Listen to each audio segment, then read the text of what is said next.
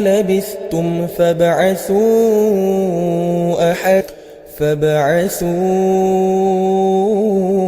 أحدكم بورقكم هذه إلى فلينظر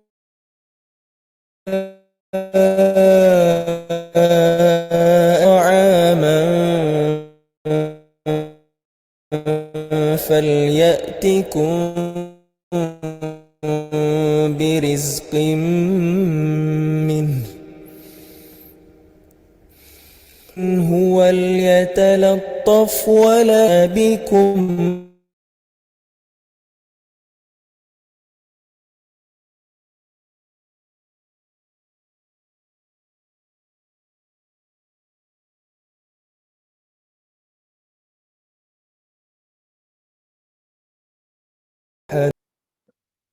Baik, mohon kepada para jamaah yang ikut bergabung ternyata tidak menyimak, mohon maaf, alangkah baiknya lebih baik leave daripada mengganggu kajian kita. Jangan sampai karena kepentingan pribadi kemudian mengganggu seluruh jamaah yang lain. Afwan. Terima kasih, Baik, kita lanjutkan. Salawat serta salam semoga terlimpahkan, tercurahkan kepada Nabi kita Rasul.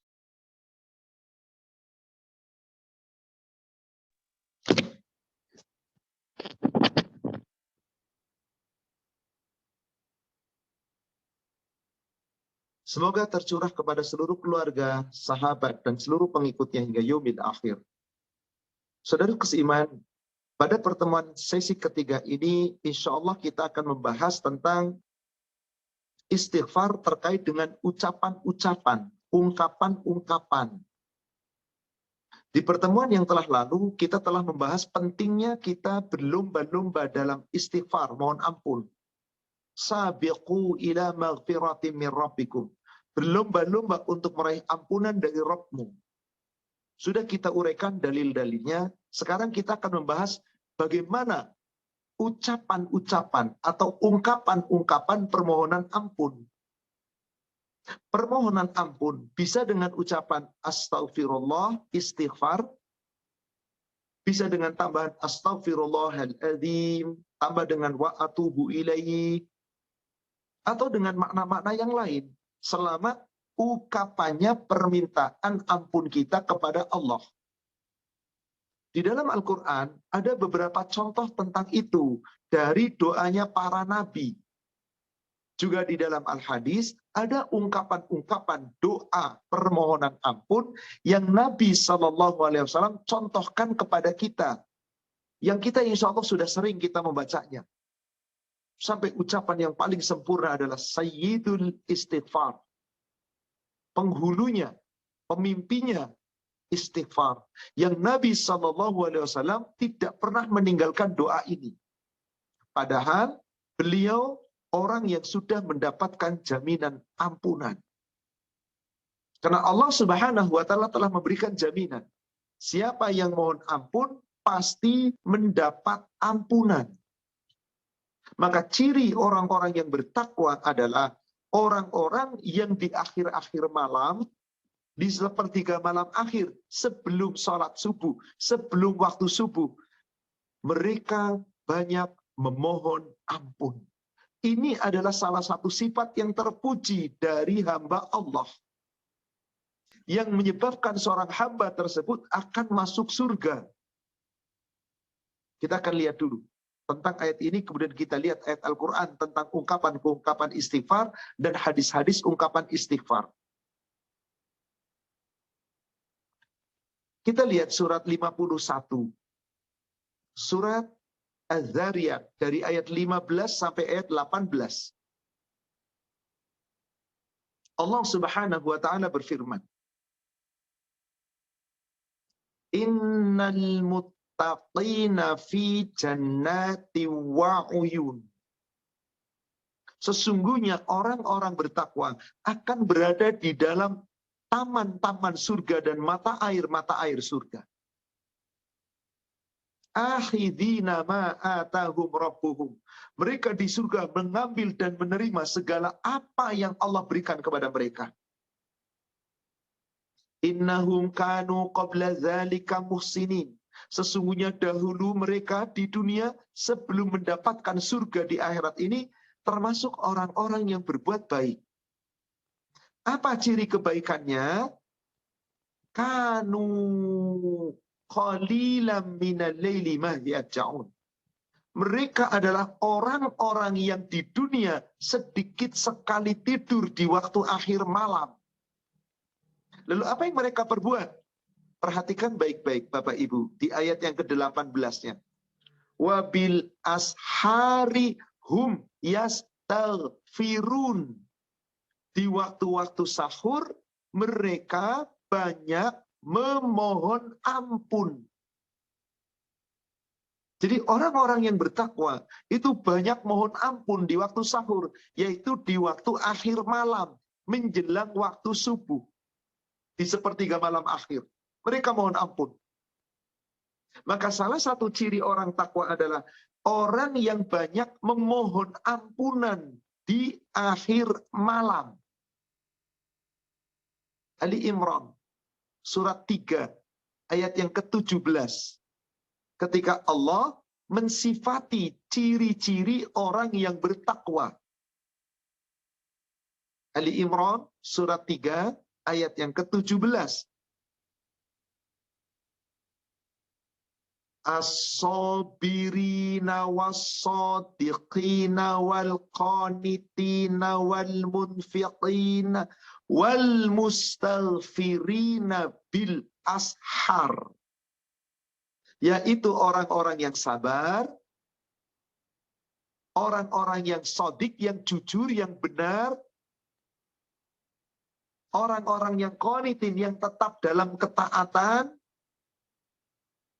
wal munfiqin, orang-orang yang berinfak, yang tidak bakhil, wal mustaghfirina bil ashar, dan orang-orang yang banyak memohon ampun kepada Allah di waktu-waktu sahur.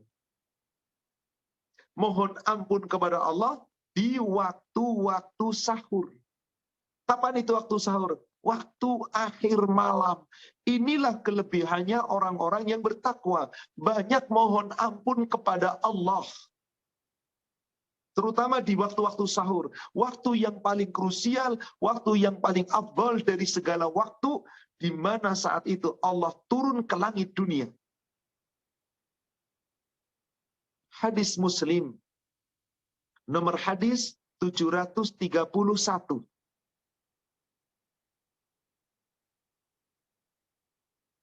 Hadis Muslim, nomor hadis 731. Allah Subhanahu wa taala berfirman, Rasulullah sallallahu alaihi wasallam bersabda dari Abu Hurairah, yanzilu rabbuna tabaraka wa ta'ala kulla lailatin hina yabqa thuluthul lailil akhir. Allah tabaraka wa ta'ala setiap malam turun ke langit dunia. Turun ke langit dunia. Yaitu pada sepertiga malam yang akhir. Di akhir malam. Menjelang waktu subuh. Fayaqul. Allah kemudian berfirman. Iyada'uni astajibu lahu. Siapa yang berdoa kepadaku. Iyas'aluni fa'u'tiyahu. Siapa yang meminta kepadaku, aku berikan permintaannya. Anda minta apa kepada Allah? Allah akan berikan. Wa iyad'uni astajibu lahu. Jika kamu berdoa kepadaku, aku ijabah doanya. Anda berdoa mau minta apa sama Allah? Diijabah. Wa iyastaghfiruni aghfiru lahu. Siapa yang mohon ampun kepada Allah, aku ampuni dia. Maka Allah berikan jaminan. Siapapun manusia yang berbuat jahat, berbuat dosa, menganiaya dirinya sendiri, lalu banyak-banyak istighfar, mohon ampun, Allah akan ampuni dosanya dan Allah akan sayangi dia. Surat An-Nisa ayat 110. An-Nisa surat 4 ayat 110. Wa may ya'mal su'an wa yadlim nafsah. Barang siapa yang berbuat suatu kejahatan, lalu dia berbuat dolim dan menganiaya diri, mendolimi diri sendiri, berulang-ulang kedoliman. Summa yastaghfirillah. Kemudian banyak-banyak istighfar, mohon ampun kepada Allah. Yajid, mereka akan mendapati Allah ghafurur rahim. Allah Maha penerima tobat, Allah Maha pengampun, dan Allah Maha penyayang. Allah ampuni dia, Allah sayangi dia. Maka apakah ucapan istighfar yang paling singkat, yang paling pendek? Astaghfirullah. Astaghfirullah. Banyak-banyak kita ucapkan astaghfirullah. Ucapan yang paling pendek, istighfar, astaghfirullah. Kita melihat mata kita sesuatu yang gak baik, astaghfirullah. Kita mendengar sesuatu yang tidak baik, astaghfirullah. Kita berbuat sesuatu yang kadang-kadang tanpa sadar dan ternyata salah, astaghfirullah. Istighfar kapanpun, dimanapun, di saat apapun. Banyak-banyak istighfar. Ucapan yang paling pendek, astaghfirullah. Dan Nabi SAW mengucapkan istighfar 100 kali setiap hari sebagai zikir di waktu pagi. Beliau ditambahkan dengan kalimat astaghfirullah wa atubu ilaihi. Atau astaghfirullah wa atubu ilaihi. Astaghfirullah wa atubu ilaihi.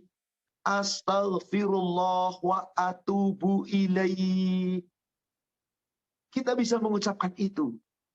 Dan saudaraku seiman yang semoga dirahmati Allah, para nabi ketika mengucapkan istighfar itu, ketika mohon ampun itu, sebelum mereka mohon ampun, mereka mengawali dengan penyesalan, pengakuan atas dosa-dosa. Tidak langsung meminta ampun, tapi dengan menyesali perbuatannya dulu. Beberapa contoh dalam Al-Quran. Doanya Nabi Nuh ketika beliau telah berbuat dosa kepada Allah Subhanahu wa Ta'ala. Lalu memohon ampun kepada Allah. Yaitu ketika beliau memaksa kepada Allah supaya anaknya diselamatkan. Lalu Allah kemudian menegur Nabi Nuh. Maka Nabi Nuh berdoa. Silahkan bisa buka surat Hud, surat 11 ayat 47. Qala rabbi innani a'udzubika an as'aluka ma laysa li bihi ilmun. Ya Allah ya Rabb, sesungguhnya aku berlindung kepadamu ya Allah untuk memohon kepadamu sesuatu yang aku tidak mengetahui tentang hakikatnya. Wa illa taghfirli, jika engkau tidak mengampuni aku ya Allah, wa tarhamni, dan engkau tidak menyayangi aku ya Allah, aku minal khasirin, aku tentu termasuk orang-orang yang rugi. Aku termasuk orang-orang yang rugi. Seperti itu pula doanya Nabiullah Adam alaihissalam ketika beliau telah berbuat dosa dan diusir oleh Allah dari surga. Apa kemudian pernyataan Nabi Adam? Allah abadikan di surat Al-A'raf. Surat 7 ayat 23. Kala Nabi Adam kemudian berdoa kepada Allah setelah diusir dari surga. Rabbana zalamna anfusana wa illam taghfir lana wa tarhamna lanakunanna minal khosirin. Jadi kita mengakui dulu Bapak Ibu. Rabbana, wahai Rabb kami, zalamna, kami telah banyak mendolimi diri kami sendiri. Anfusana, kami telah berbuat dolim terhadap diri-diri kami sendiri ya Allah. Wa illam taghfir lana, jika engkau tidak mengampuni kami ya Allah, lanakunanna minal khasirin. Dan engkau tidak merahmati kami ya Allah, maka tentu kami rugi. Akui kesalahan, akui kezoliman. Jadi Bapak Ibu, setelah berbuat kesalahan dan dosa, sebelum kita memperbanyak permohonan ampun, pengakuan ini kita ucapkan dulu. Rabbana dzalamna anfusana wa illam taghfir lana wa tarhamna lanakunanna minal khasirin. Ya Allah ya Rabb, kami telah banyak berbuat kesalahan, berbuat dolim dan telah menganiaya diri kami ya Allah. Kami telah banyak berbuat dosa ya Allah. Wa illam taghfir lana, jika Engkau tidak mengampuni kami ya Allah, wa tarhamna, dan Kau tidak menyayangi kami ya Allah, lanakunanna minal khasirin, maka tentulah kami termasuk orang yang rugi. Supaya tidak rugi, setelah pengakuan itu lalu kita ucapkan astaghfirullah wa atubu ilaihi. Terus kita perbanyak istighfar. Astaghfirullah wa atubu ilaihi. Minta ampun kepada Allah, bertobat kepada Allah. Kemudian kita mendapati doanya Nabi Yunus. Zunnun. Ketika beliau marah kepada Allah. Lalu seakan-akan Allah tidak akan memperhatikannya. Kemudian apa? Ternyata kemudian diundi, dilempar ke laut, dimakan ikan paus. Di dalam ikan paus, di situ Nabi Zunnun berdoa. Menyesali dosanya. Apa penyesalan yang terucap dari lisannya? Surat Al-Anbiya, surat 21. Ayatnya ayat 87. Wadzannun, dan ingat kisah Nabi Yunus atau Dhunnun, nama lainnya Yunus itu Dhunnun. Idzahaba mughadiban fadhanna an lan naqdir alaihi fanada fi dhulumat.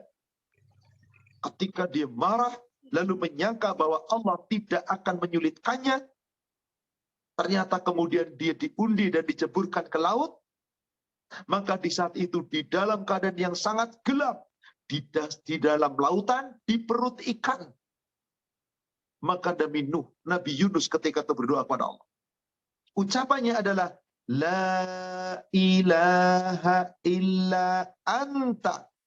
Tidak ada ilah kecuali engkau. La ilaha illa anta. Tidak ada ilah yang berhak diibadahi kecuali engkau. Subhanaka, maha suci engkau ya Allah.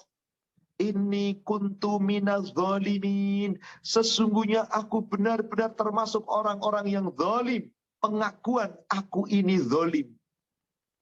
Pengakuan aku ini zalim. Karena memang kita ini zalim. Jangan pernah merasa kita bersih. Nggak ada manusia bersih dari kesalahan. Akui diri kita ini zalim.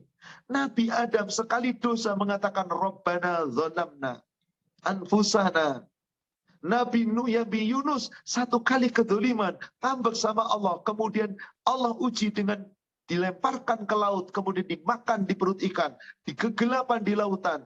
Maka saat itu mengakui La ilaha illa anta subhanaka inni kuntu minadz zalimin. Saudara sekalian, ini kita ucapkan sebelum kita ungkapkan untuk memohon ampun pada Allah. Mengakui dulu bahwa aku banyak dosa. Maka kita mendapati di kitab Bulughul Maram, di hadis nomor 338. 338. Di situ kita mendapati ada sebuah doa yang sangat indah. Atau mungkin mohon maaf, yang Bulughul Maram di Pak Gunawan yang warnanya keren itu 339. 300, Itu adalah ya, dari Abu Bakar As-Siddiq. Ya Pak. Betul, dari Abu Bakar ya Pak. Tidak, Abu Bakar Siddiq Pak. Betul. Siddiq, ya. Saya dibaca Pak? Boleh, Pak Gunawan jika mau membaca boleh. Ya, bahwa dia dari Abu Bakar Al-Siddiq bahwa dia berkata kepada Rasulullah, ajarkanlah padaku doa yang aku baca dalam sholatku. Dan Rasulullah bersabda, ucapkanlah, artinya, ya Allah, sesungguhnya aku telah menganiaya diriku sendiri dan tidak ada yang mengampuni dosa kecuali Engkau. Maka ampunilah aku dengan ampunan dari sisimu dan kasihanilah aku diriku, sesungguhnya Engkau yang Maha Pengampun lagi Maha Penyayang. Inilah doanya beliau. Beliau mengakui kesalahan dan dosa.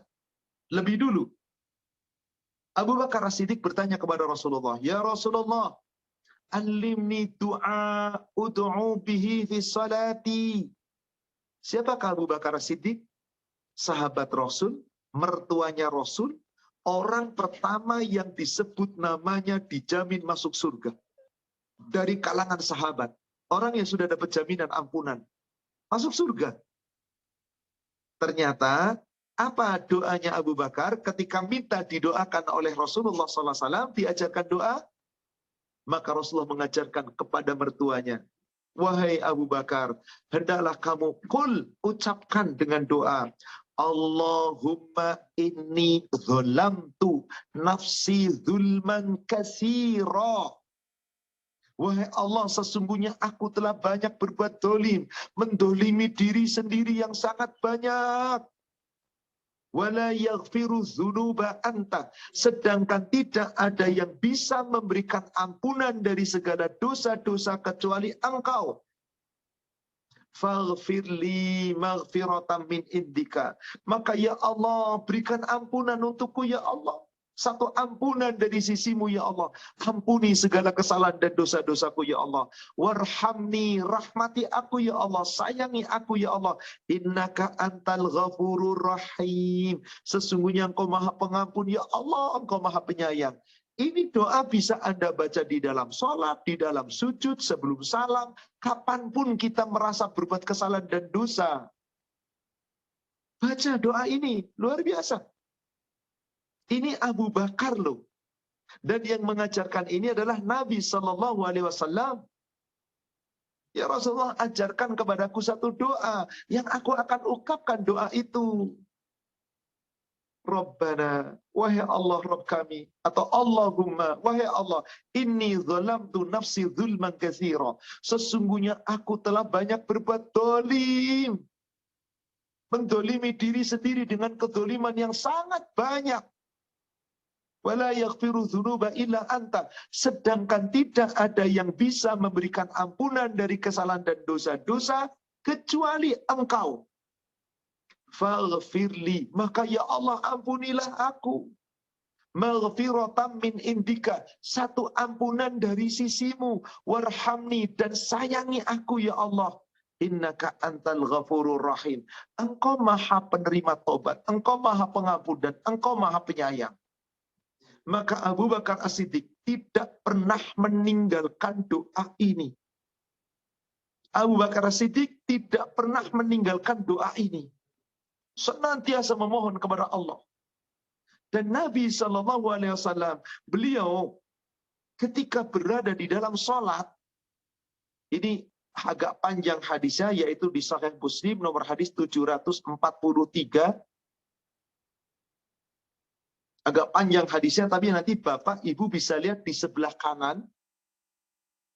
Setelah membaca wajah tu wajhiya lilladzi dan seterusnya, di sebelah kanan mulai dari kira-kira 4 baris dari atas ada doa begini.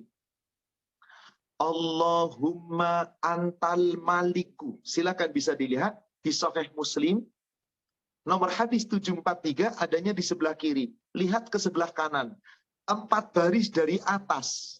Itu ada doa, Allahumma antal maliku, la ilaha illa anta, anta rabbi, wa ana abduka, zalamtu nafsi wa'tarabtu bidhambi, faghfirli dhunubi jami'a, innahu la yaghfiru dhunuba illa anta.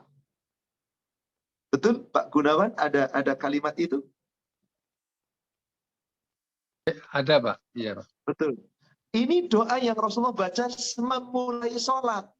Boleh nggak kita penggal di sini doanya? Di situ saja. Boleh, nggak masalah insya Allah. Karena hanya permohonan ampun. Allahumma antal maliku la ilaha illa anta. Wahai Allah, sesungguhnya engkaulah raja. La ilaha illa Allahumma anta. anta. Tidak ada ilah yang berhak disembah kecuali hanya engkau. Allahumma anta. Anta Rabbi, engkau adalah Rabbku. Wa ana abduka, sedangkan aku adalah hambamu. Dzalamtu nafsi wa'taraftu bidzambi. Hamba telah banyak mendolimi diri sendiri. Dan hamba mengakui terhadapmu ya Allah segala kesalahan dan dosa-dosaku. Faghfirli dzunubi jami'a. Maka ya Allah, ampunilah dosaku semuanya. Innahu la yaghfiru dzunuba illa anta. Karena sesungguhnya tidak ada yang mengampuni segala dosa-dosa kecuali engkau. Tidak ada yang mengampuni segala dosa-dosa kecuali engkau. Subhanallah. Ini doa yang diajarkan oleh Nabi kepada para sahabat. Dan beliau selalu berdoa ini. Memulai sholat, beliau sudah berdoa minta ampun. Maka di dalam sholat beliau banyak sekali ungkapan-ungkapan permintaan ampun Rasulullah SAW. Dalam segala hal, beliau senantiasa mohon ampun kepada Allah. Bahkan Nabi SAW senantiasa ketika beliau berdoa bahkan mengajarkan kepada sahabat untuk berdoa. Bisa dibaca kapan saja. Di samping ada permintaan petunjuk, juga meminta rahmat, minta rizki, beliau tidak pernah ketinggalan, minta ampun. Suatu ketika, ada seorang laki-laki datang bertanya kepada beliau, ketika minta diajarkan doa, dan doa ini kita bisa mohon kapan saja. Dan kita senantiasa membaca ketika duduk antara dua sujud. Dan doa ini tidak hanya duduk antara dua sujud saja. Boleh kita baca kapanpun. 2320 Sahih Muslim. 2320 Sahih Muslim. An Abi Malik an abihi annahu sami'an Nabi sallallahu alaihi wasallam. Dari Abu Malik. Dari bapaknya bahwasanya dia mendengar Nabi Shallallahu Alaihi Wasallam ketika itu bersabda kepada siapa? Kepada seorang yang datang kepada Rasulullah. Wa ata rajulun faqala ya Rasulullah kaifa aqulu hina as'alu rabbi. Ya Rasulullah, tolong ajarkan kepadaku doa. Bagaimana caranya saya berdoa meminta kepada Allah Rabbku? Doa yang singkat. Tapi Rasul mengatakan, ini doa sudah mencakup dunia dan akhirat. Apa ternyata yang diminta Rasul? Qul Allahumma gfirli. Nabi Muhammad mengajarkan, bacalah doa. Allahumma gfirli, ya Allah ampunilah aku. Warhamni, ya Allah sayangilah aku. Wa'afini, ya Allah selamatkanlah aku atau jagalah aku. Warzukni, ya Allah berikan aku rizki. Lalu kata Rasul apa? Beliau menekuk ibu jarinya, lalu 4 jarinya dikumpulkan begini. Pada keempat doa ini telah mencakup dunia dan akhirat. Subhanallah. Ini cuma 4 kalimat minta. Allahumma gfirli warhamni wa'afini warzukni. Singkat, padat, jelas. Ya Allah ampuni aku, sayangi aku, selamatkanlah aku, dan berikan kepadaku rizki. Rasul menekuk ibu jarinya, lalu mencakup 4 jarinya, diketemukan, jadi 1. Kata Rasul, pada 4 doa ini telah mencakup kebutuhanmu dunia dan akhirat. Bukankah kita butuh rizki di dunia? Bukankah kita juga butuh keselamatan di dunia? Bukankah kita butuh rahmat Allah dunia dan akhirat?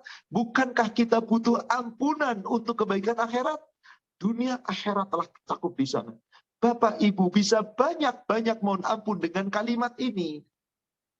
Allahumma firli warhamni wa'afini warzuqni.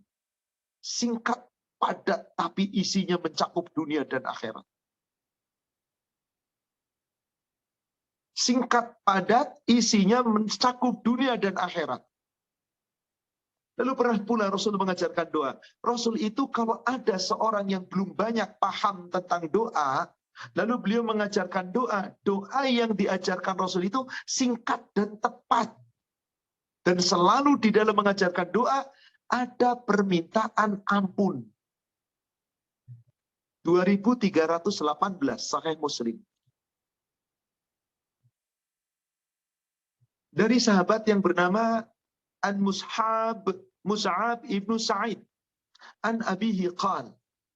Dari Mus'ab bin Sa'id, dari bapaknya dia berkata, Ja'a a'rabiyun ila Rasulillahi sallallahu alaihi wasallam. Telah datang seorang Arab Badui menemui Rasulullah sallallahu alaihi wasallam. Kemudian apa? Faqala, dia berkata kepada Rasul, ya Rasulullah, alimni, tolong ajarkan kepadaku kalaman aquluhu. Satu kalimat yang aku akan berdoa dengan kalimat itu. Tolong ajarkan ya Rasulullah. Qala, maka Rasulullah sallallahu alaihi wasallam mengajarkan, qul, ucapkanlah, la ilaha illallah wahdahu la syarikalah. Tidak ada ilah yang berhak disembah kecuali hanya Dia, Allah yang Ahad, yang Esa, yang tidak ada sekutu baginya. Allahu Akbar kabira walhamdulillahi katsira. Allah maha besar yang sangat agung, dan pujian bagi Allah segala puji yang sangat banyak. Subhanallahu Rabbil Alamin. Maha suci Engkau ya Allah, Engkau Rabb semesta alam. La haula wa la quwata illa billah. Tidak ada daya dan upaya kecuali kekuatan darimu ya Allah. Al-Aziz, Al-Hakim. Ya Allah, Engkau yang maha perkasa, Engkau yang maha bijaksana. Pengagungan dulu, pujian dulu pada Allah. Setelah diajarkan itu, si Arab Badui tadi berkata, Qala, ya Rasulullah, fahaula ili Rabbi, famali. Itu semua karena sanjungan untuk Allah. Mana doa untukku? Semuanya untuk Allah tadi. La ilaha illallah wahda la syarikalah, Allahu akbar kabira walhamdulillahi katsira wa subhanallah rabbul alamin la haula wala quwata illa billahil azizil hakim. Itu semua untuk Allah. Untukku mana ya Rasulullah? Apa ajaran Rasul? Subhanallah. Qul Allahumma ighfirli warhamni wahdini warzuqni. Cuma 4. Ya Allah ampunilah aku, ya Allah sayangilah aku, ya Allah berikan aku petunjuk dan berikan aku rizki. Ampunan, kasih sayang, petunjuk, rizki. Tadi ampunan, kasih sayang, keselamatan, rizki. Maaf Bapak Ibu Saudara, ini doa-doa ringkas jangan dianggap remeh. Ini doa luar biasa. Doa yang mudah dihafal, gampang dihafal, yang nggak sampai sehari ada, saya yakin pasti bisa ngapal. Coba, Allahumma firli warhamni wa'afini warzuqni. Yang ini, Allahumma firli warhamni wahdini warzuqni. Mudahnya kita menghafalnya. Luar biasa kita hafal. Itu semuanya mencakup dunia dan akhirat. Dan di dalam doa Rasul selalu mengajarkan permohonan ampun. Kenapa? Karena betapa pentingnya kita meraih ampunan. Tanpa ampunan Anda tidak akan dibuka pintu rahmat. Tanpa pintu rahmat Anda nggak bisa meraih surga. Maka kita buka rahmat Allah. Kita buka pintu langit Allah. Dengan kita memohon ampunan. Banyak-banyak kita beristighfar, kita mohon ampun dengan lafaz-lafaz yang telah Allah ajarkan tadi, dengan lafaz yang Rasulullah ajarkan. Silahkan, bahkan terkadang Rasulullah SAW memohon ampun tidak harus dengan ucapan ampunan, tapi dengan zikir memuji Allah. Coba Ibu buka, Bapak buka, Bulughul Maram nomor hadis 1572.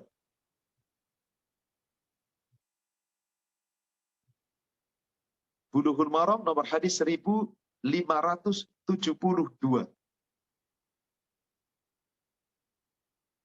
An Abi Hurairah qala.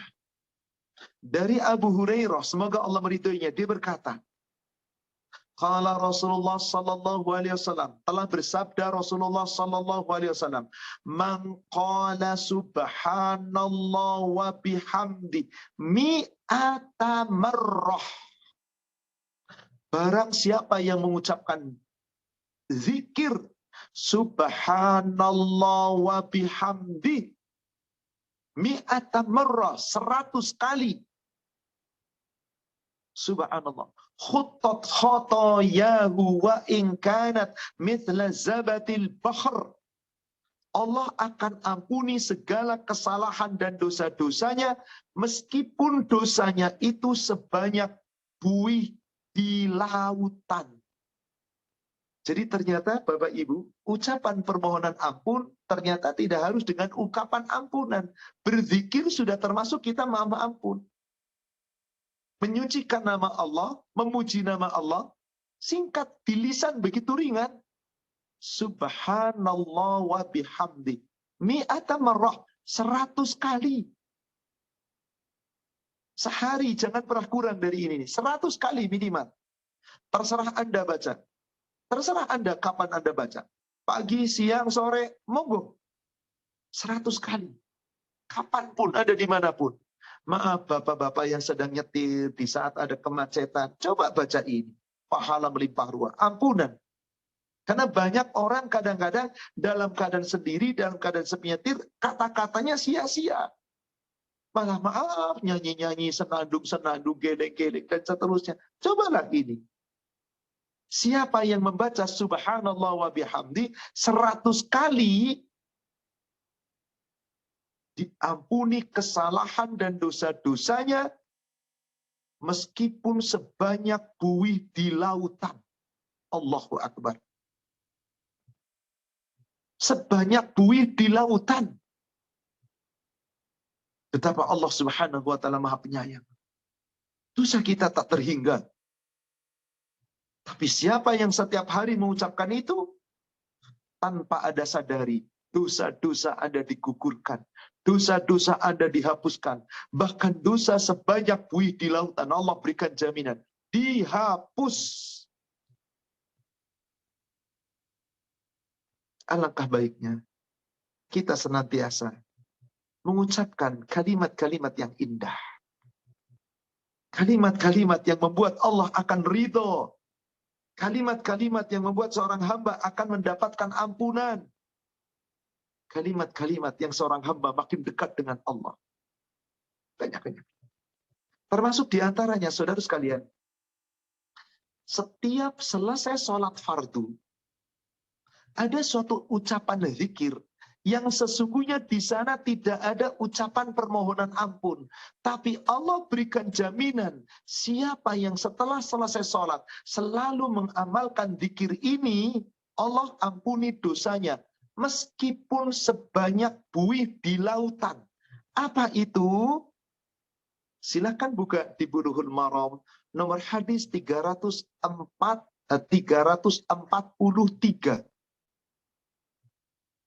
dan 344.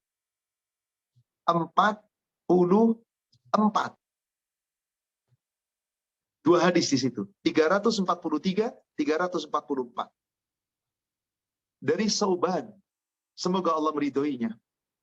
Qala, dia berkata, kana Rasulullah sallallahu alaihi wasallam, telah bersabda Rasulullah sallallahu alaihi wasallam, idza sarafa min salati istighfarallahu thalathan.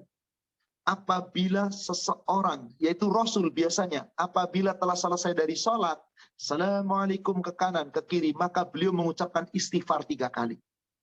Astaghfirullah, astaghfirullah, astaghfirullah.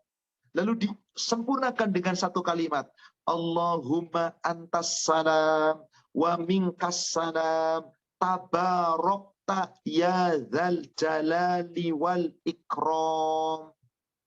Lalu ucapan itu digandeng dengan hadis berikutnya dari Abu Hurairah. Semoga Allah meridhoinya, dia berkata, Man sabbahallah salasan wa salatin dubura kulli salatin maktubah. Siapa yang mengucapkan tasbih subhanallah 33 kali setiap selesai sholat fardu. Alhamdulillah salasan wa salasin. Alhamdulillah 33. Terus. Wa kabarallah salasan wa salatin. Allahu akbar 33. Tilka tis'un wa tis'un. Maka jumlah seluruhnya menjadi 99.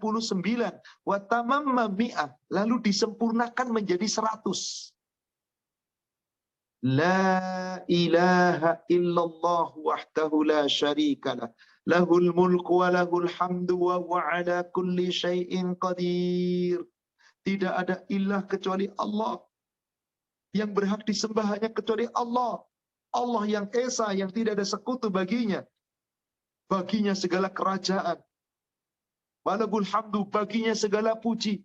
Wa huwa ala kulli syai'in qadir. Segala sesuatu ada pada Allah dan Allah meliputi segala sesuatu. Apa jaminannya? Subhanallah.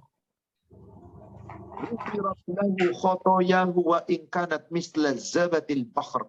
Allah ampuni baginya kesalahan dan dosa-dosanya, meskipun kesalahan dan dosanya itu sebanyak buih di lautan. Betapa banyak pilihan-pilihan. Maka apa yang diajarkan Nabi ketika setelah selesai sholat duha, doanya Nabi singkat. Setelah selesai sholat duha. Allahumma gfirli wa tub alayya innaka antat tawwabur rahim. Hadis sahih riwayat Imam An-Nasa'i dari Aisyah Ummul Mukminin.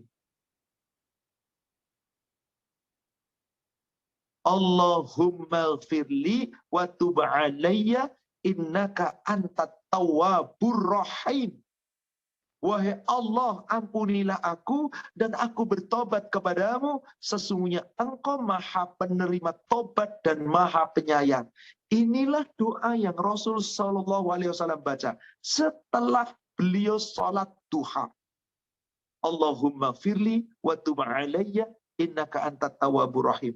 Ya Allah, ampunilah aku. Sesungguhnya aku bertobat kepadamu, ya Allah. Dan Engkau Maha Penerima Tobat. Engkau Maha Penyayang. Ini ungkapan-ungkapan doa isinya ampunan, ampunan, ampunan. Saudara sekalian, Rasul padahal sudah dapat ampunan. Dijamin ampunan. Coba lihat surat Al-Fat. Surat Al-Fat, surat 48. Lihat ayat 1 dan ayat 2. Inna fatahna laka fatham mubina. Sesungguhnya kami telah memberikan kepada kamu ya Muhammad kemenangan yang nyata. Penaklukan kota Makkah itu adalah kemenangan yang Allah berikan kepada Nabi sallallahu alaihi wasallam dan untuk kita semua. Fatham mubina. Liyaghfira lakallah ma taqaddama min dzambika wa ma ta'akhkhar.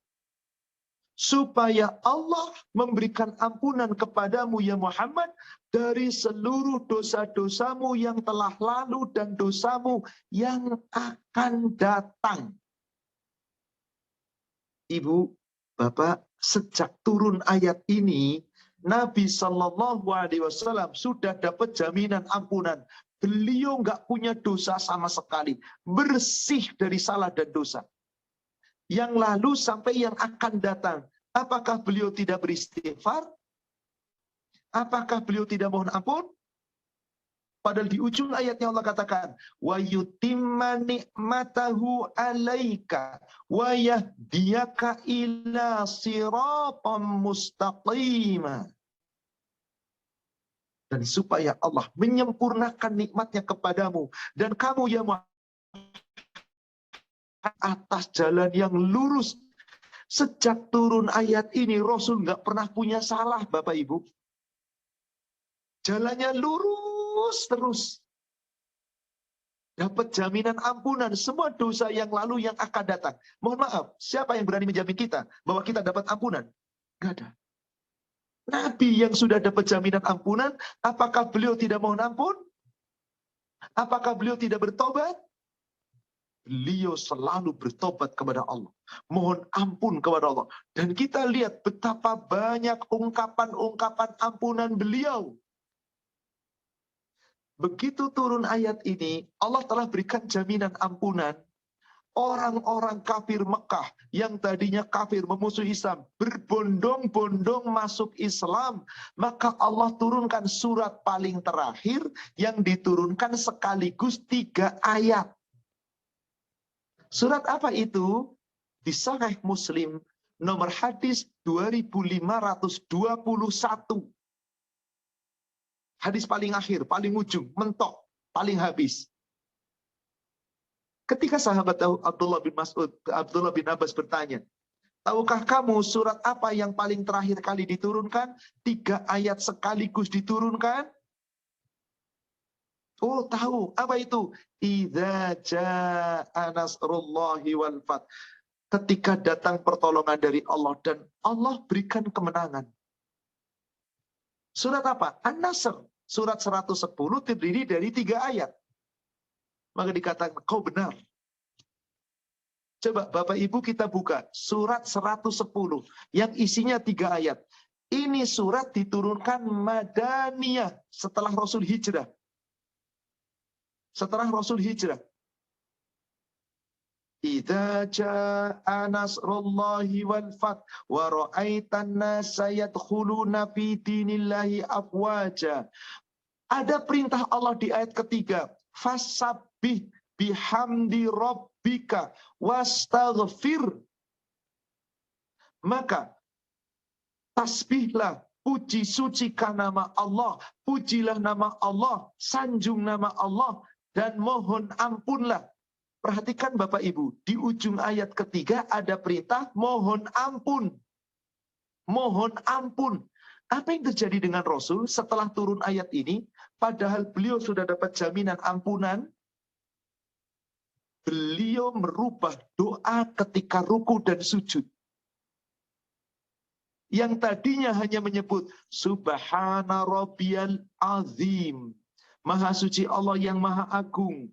Subhana Rabbiyal A'la. Maha suci Allah yang maha tinggi. Sejak turun ayat ini, beliau mengamalkan perintah Allah di surat An-Nasr ayat 3 ini. Beliau merubah doanya. Dan apa doanya? Coba Ibu Bapak buka Muslim 437.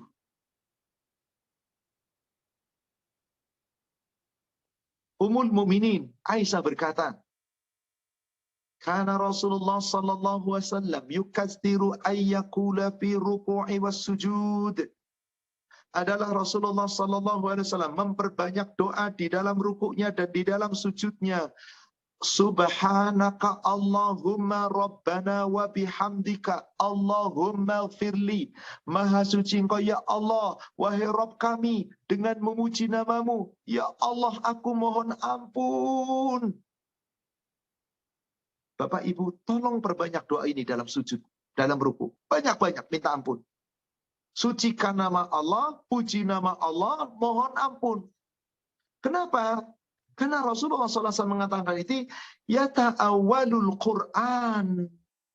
Beliau mengamalkan perintah Allah dalam Quran. Surat 110 ayat 3. Fasabbih bihamdi rabbika. Maka bertasbihlah, sucikan nama Allah dan memuji nama Allah. Wastaghfir, dan mohon ampun. Rasul selalu mohon ampun. Coba lihat Bapak Ibu, di dalam sholat. Betapa banyak doa Rasul isinya mohon ampun. Dan ungkapan-ungkapan sudah disebutkan. Maka sejak turun surat An-Nasr ini, Rasul di dalam ruku dan sujudnya tidak membaca doa yang lain. Kecuali hanya ini. Coba perhatikan hadis berikutnya, 438. Sama, dari Aisyah, Ummul Mukminin. Ma ra'aitun Nabi sallallahu alaihi wasallam. Aku tidak pernah melihat Nabi sallallahu alaihi wasallam. Mundu nazala alaihi idza ja'a nasrullahi wal fath. Setelah turun surat ini, yaitu surat Idza Ja'a Nasrullahi wal Fath sampai dengan selesai, yusalli sallatan idza ta'a aw qala fiha. apabila beliau sholat, maka di dalam sholatnya beliau akan membaca di dalam ruku dan sujud. Subhanaka Rabbi wa bihamdika Allahumma firli. Maha suci engkau ya Allah ya Rabbi, dengan memuji namamu, aku mohon ampun. Allahumma firli. Mari saudara sekalian, perbanyak ungkapan ini. Mintalah ampun kepada Allah. Mohonlah ampun kepada Allah. Sebab siapa yang mohon ampun kepada Allah, niscaya Allah akan ampuni dosa-dosanya. Siapa yang senantiasa mohon ampun kepada Allah, Allah akan berikan ampunan. Dan Allah jamin, pasti Allah ampuni. Sepanjang kita mohon ampun. Dan dari segala istighfar ampunan, ada salah satu istighfar yang paling mulia, yang disebut oleh Rasul Sayyidul Istighfar. Sayyidul Istighfar. Apa itu Sayyidul Istighfar? Rajanya istighfar, penghulunya istighfar, pemimpinnya istighfar. Istighfar dari segala bentuk istighfar. Yang istighfar itu luar biasa. Luar biasa. Siapa yang senantiasa mendawamkan ini, beristighfar mohon ampun kepada Allah, Allah muliakan. Lihat hadisnya. 1585 Bulughul Maram. 1585. An Shaddad ibnu Aus. Ini dikatakan Sayyidul Istighfar, penghulunya istighfar. Dia berkata, qala Rasulullah sallallahu alaihi wasallam, as-sayyidul istighfar, yang disebut sayyidul istighfar atau istighfar yang paling utama. Istighfar yang paling utama. Apa itu istighfar yang paling utama? Ayyaqulu abdun, seorang hamba mohon ampun kepada Allah dengan kalimat yang sangat indah.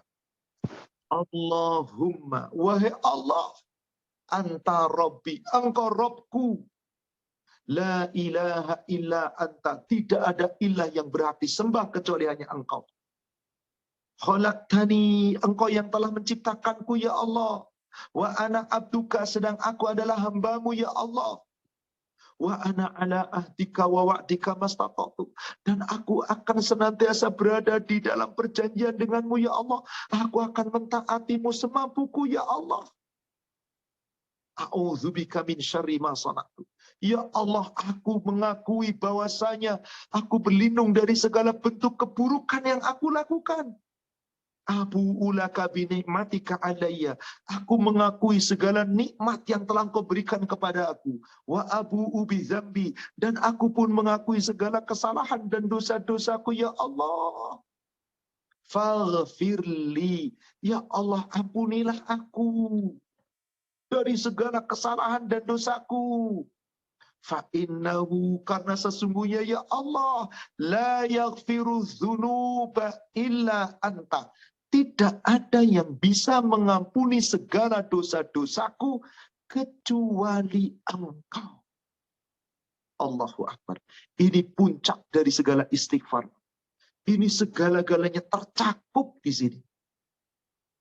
Meyakini Allah sebagai Rabb. Allah adalah Rabb.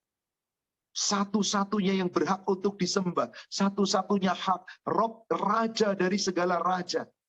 Lalu aku mengakui segala nikmat. Aku mengakui betapa banyak kesalahan dan dosa. Lalu ujungnya satu minta. Faghfirli, ya Allah, ampunilah aku. Fa'innahu la yaghfiru dzunuba illa anta. Karena sesungguhnya tidak ada yang bisa mengampuni kesalahan dan dosa-dosa kecuali hanya engkau. Terakhir, saudara sekalian, apa yang Bapak Ibu baca ketika mau tidur? Saya yakin kebanyakan kita hafalnya apa? Bismika Allahumma ahya wa bismika amut. Ternyata doanya Rasul ketika beliau mau tidur, beliau pun mohon ampun kepada Allah. Mau tidur, mohon ampun kepada Allah. Coba kita lihat hadisnya. Sahih Muslim 2334. Sahih Muslim 2334. An Abdullah ibnu Umar annahu amara rajulan. Dari Abdullah bin Umar, bahwasanya dia meminta dan menyuruh kepada seorang laki-laki. Apa itu? Idza akhadha mabja'ahu qala, apabila hendak berbaring di tempat tidurnya, hendak tidur, hendaklah dia berdoa. Allahumma khalaqtan nafsi wa anta tawaffaha. Ya Allah, Engkau yang telah menciptakan jiwaku. Engkau pula yang akan mematikannya. Laka mamatuha wa mahyaha. Ya Allah, hidupku itu ada padamu dan matiku juga ada padamu. In ahyataha fa'ahfaha. Jika Engkau menghidupkanku, ya Allah, jagalah kehidupanku ini, ya Allah. Wa in amataha faghfir laha. Jika Engkau mematikan aku, ya Allah, ampuni dia. Ampuni aku, ampuni jiwaku. Allahumma ini as'alukal afiyah. Ya Allah, sesungguhnya aku mohon kepadamu keselamatan. Jadi minta agar apabila ternyata diwafatkan dalam tidur, kita mati dalam keadaan telah mendapat ampunan. Ampunan, ampunan, ampunan. Kenapa saudara sekalian? Sebab orang yang sudah mendapatkan ampunan Allah, Allah akan buka pintu rahmatnya. Allah akan berikan cahaya iman. Allah akan mudahkan jalannya menuju surga. Semoga. Apa yang kata mereka di sini? Hadis-hadis yang telah menyatakan lafaz-lafaz istighfar, permohonan ampun. Bukan hanya dengan istighfar, zikir pun ternyata bisa memberikan ampunan. Juga ayat-ayat dalam Al-Quran, bagaimana para nabi memohon ampun kepada Allah, mengakui kesalahan dan dosa, lalu banyak-banyak kita memohon ampun. Dengan itu, insya Allah, semoga Allah akan mengampuni kesalahan dan dosa kita. Allah limpahkan rahmatnya untuk kita. Dan Allah akan karuniakan kepada kita kelak di yaumil akhir surganya. Amin. Ya Rabbal Alamin. Pak, ada yang saya mau tambah, Pak. Sebentar, Pak. Mohon. Yang tadi Silakan. yang mengenai sholat duha, itu ada doanya itu di dalil mana, Pak? Ya? Biar saya bisa... Di Bulughul Maram tidak ada. Di Muslim Bukhari juga tidak ada. Tapi ada hadis, Bapak bisa buka doa yang dicontohkan Rasul setelah selesai sholat duha. Nanti akan ketemu. Allahumma inni wa tub alayya innaka antat tawwabur rahim. Nanti saya akan coba share ke Pak Gunawan doa itu, insyaallah. Nanti saya bagi, Pak. Ya, terima kasih, Bapak. Baik. Sama-sama. Saudara sekalian, demikian kajian kita pada siang hari ini. Insyaallah bulan depan kita berjumpa di bulan Ramadan. Saya akan mengkaji kajian dengan tema Jadilah Kepompong Ramadan. Memang kita ketemu Ramadan nanti kira-kira sudah pertengahan, mendekati hari-hari yang afdol, yang krusial untuk kita bisa meraih akhir-akhir Ramadan, agar bisa meraih malam-malam Qadar. Insya Allah kita bisa ucapkan itu. Jadi tema kita di bulan depan, kita berjumpa kembali menjadi kepompong Ramadan. Insya Allah. Demikian saudara sekalian yang bisa kami uraikan, semoga membawa manfaat dan hikmah. Silakan kita uraikan, silakan kepada admin, boleh kita kemudian lanjutkan dengan sesi tanya jawab. Baik, terima kasih Pak Ustadz atas kajian dan ilmu yang telah diberikan pada pengajian bulanan ini. Ada pertanyaan dari jamaah. Izin bertanya Pak Ustadz, merujuk ketika kita memohon ampunan dosa yang lalu dalam Quran surat Al-Fat ayat 2 tadi, apakah setelah diampunkan Allah, dosa tersebut masih tercatat di buku catatan amalan, atau dosa kita akan dihapus dari catatan dosa kita tersebut? Terima kasih Pak Ustadz. Baik. Ada dosa-dosa yang ditutup. Maknanya tidak dihapus, tetap ada catatannya. Tapi ada dosa-dosa yang dihapus. Contoh. Apabila ada seseorang sekolah, lalu nggak naik kelas, maka di tahun tidak naik kelas, nilai rapotnya jelek, merah, nggak cukup untuk naik kelas. Kemudian dia mengulang kelas. Begitu mengulang kelas, dia belajar dengan sungguh-sungguh. Akhirnya nilainya bagus, kemudian naik kelas. Pertanyaan saya, nilai jeleknya masih ada nggak? Ada. Kemana? Ditutup oleh nilai yang bagus. Begitu dibuka, oh ada. Tapi nggak berlaku. Orang yang seperti itu dapat pengampunan dari Allah. Ditutup, tapi catatan masih ada. Hanya tidak dihisab. Ketika dihisab, nggak ada beban di sana. Cuman catatan. Orang seperti ini mendapat ampunan Allah. Tapi ada orang yang mendapatkan lebih tinggi dari ampunan. Mendapatkan pemaafan. Pemaafan Allah itu kedudukannya lebih tinggi daripada pengampunan Allah. Allah punya nama sifat Al-Ghafur, yang maha mengampuni. Al-Ghaffar, yang maha pengampun. Al-Afu, yang maha memaafkan. Mungkin secara bahasa manusia, secara bahasa Indonesia. Coba lihat, mana yang lebih utama? Mendapat ampunan Allah atau mendapat pemaafan Allah? Kalau dalam bahasa Indonesia, pengampunan lebih tinggi daripada pemaafan. Ternyata tidak. Di dalam syariat. Coba buka di Bulughul. Di Bulughul Maram, nomor hadis 725. Bulughul Maram, nomor hadis 725. Aisyah Ummul Mukminin bertanya sama Rasulullah sallallahu alaihi wasallam. Ya Rasulullah, awa alimtu ayyi lailatin Lailatul Qadar ma aqulu fiha. Wahai Rasulullah, apabila aku mengetahui malam ini adanya malam Qadar, doa apa yang paling baik aku minta kepadanya? Aku minta sama Allah. Coba perhatikan di sana. Apa doanya? Allahumma innaka afuwun tuhibbul afwa fa'fu anni. Ternyata yang diajarkan oleh Rasul minta maaf, bukan minta ampun. Allahumma innaka afuwun, ya Allah sesungguhnya Engkau maha pemaaf. Tuhibbul afwa, Engkau sangat mencintai orang-orang yang meminta maaf. Dan Engkau sangat suka untuk memaafkan. Fa'fu anni, maka maafkan aku. Meminta maaf sama Allah itu kedudukannya lebih tinggi, saudara sekalian. Siapa yang meminta maaf kepada Allah dan Allah maafkan kesalahannya, maka semua dosa-dosanya itu bukan ditutup, dihapus. Maka nanti di yaumil akhir, gak ada catatannya hilang. Siapa mereka yang bisa seperti itu? Orang yang di dunia setelah berbuat dosa, betul-betul dihilangkan, gak diulangi lagi. Maka seluruh kesalahannya dihapus oleh Allah. Gak membekas, gak ada tulisannya. Tapi tingkat orang-orang seperti kita, salah, tobat, salah lagi. Tobat, salah lagi. Tobat, salah lagi. Kumat lagi. Maka tetap ada catatannya. Meskipun pada akhirnya ketika telah bertobat, catatan itu tidak dihapus, tapi ditutup. Demikian. Wallahu a'lam.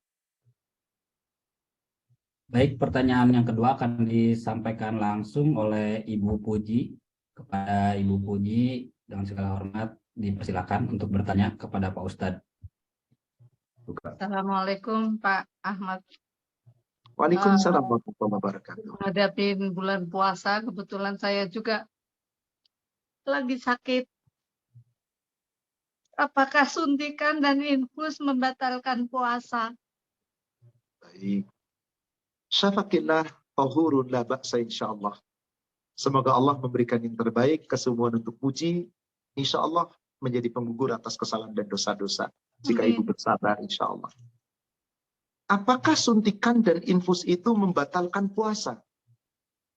Suntikan itu jenisnya apa? Kalau infus telah sepakat para ulama membatalkan. Kenapa? Infus itu meskipun tidak melalui mulut, tetapi menguatkan badan. Itu isinya adalah zat-zat makanan. Coba infus, apa isinya infus itu? Ada gizinya di sana, ada vitaminnya di sana, ada zat. Maka orang yang sakit diinfus nggak usah makan, kuat. Kenapa? Sari-sari makanan itu, vitamin dan zat-zat makanan dirubah menjadi bentuk cairan langsung masuk ke tubuh, dialirkan melalui darah. Maka infus telah sepakat ulama, batal puasa. Karena sama saja seperti orang mengkonsumsi. Tapi suntikan, ada suntikan yang sifatnya hanya sekedar pengobatan. Ada suntikan yang katakanlah selain pengobatan, dia hanya untuk misalkan vaksinasi. Ada orang mau umroh, kan dulu wajib divaksin, harus disuntik vaksin. Membatalkan? Tidak. Karena dia tidak ada kaitannya dengan lambung. Tidak ada kaitannya dengan kekuatan tubuh. Dia hanya untuk imun. Ada orang sakit, sesuatu misalkan gula, lalu disuntik insulin. Itu tidak ada kekuatannya dengan tubuh, itu hanya kekebalan saja. Maka kalau suntikannya seperti itu tidak membatalkan, tapi mengurangi pahala. Mengurangi pahala. Nah, bagaimana orang-orang yang sakit? Ibu, jangan memaksa. Andai tidak mampu puasa, Allah memberikan keringanan. Di surat Al-Baqarah 184,